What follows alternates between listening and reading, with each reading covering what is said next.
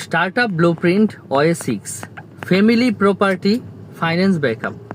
আপনি ঢাকাতে জব করেন একটা কর্পোরেট এবং 12-15 বছর ধরে আপনি জবের মধ্যে স্টার্ট।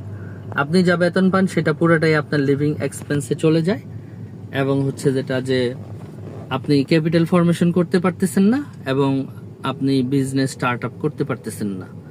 এখন এই মুহূর্তে আপনি ফলো করে দেখলেন যে আপনার দাদা বাড়ি বা নানা বাড়িতে বা বাবার দিকে বা মায়ের দিকে যে গ্রামে যে প্রপার্টিগুলি আছে, ক্ষেত মাঠ টুকটাক কিছু, সেগুলি ভাগযোগ হচ্ছে বাপ চাচা বা খালা মামা এদের মধ্যে, এবং আপনি দেখলেন যে না সেইখানে আপনি আপনার পরিবার বেশ কিছু প্রপার্টি পাইছে। এগুলি হয়তো বা ডেভেলপ হবে আরো 20 বছর পরে বা 15 বছর পরে। ইমিডিয়েট সেইখান থেকে কোনো ক্যাশ ফ্লো আসে না। হ্যাঁ, মূল্য বৃদ্ধি হচ্ছে, সেটাও স্লো। তো 20 বছর পরে সেই জমি দিয়ে কি হবে?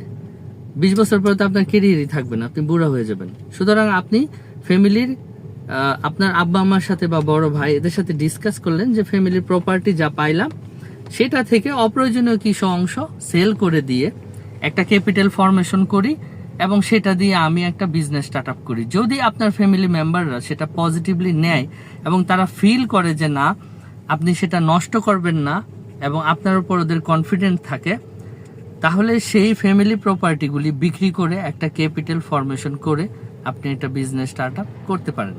এটা খুব ইজি একটা স্টার্ট আপ হয়, কিন্তু অবশ্যই ফ্যামিলি মেম্বারগুলি আপনার খুব কোঅপারেটিভ হইতে হবে।